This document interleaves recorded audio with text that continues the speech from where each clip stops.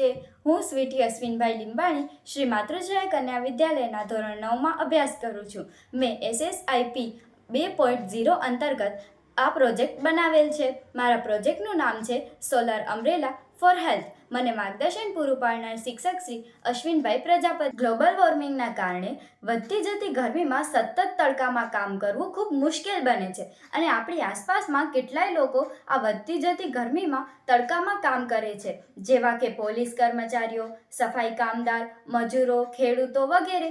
આથી તેમને સ્વાસ્થ્ય લગતી કેટલીક બીમારીઓ થાય છે અને કેટલાક સંજોગોમાં તો તેમનું મૃત્યુ પણ થાય છે. આ સમસ્યાના નિવારણ માટે મેં એક વર્કિંગ મોડલ તૈયાર કર્યું છે અને આ મારા વર્કિંગ મોડલનો સિદ્ધાંત છે સૌર ઉર્જાનું વિદ્યુત ઉર્જામાં અને વિદ્યુત ઉર્જાનું પવન ઉર્જામાં રૂપાંતરણ.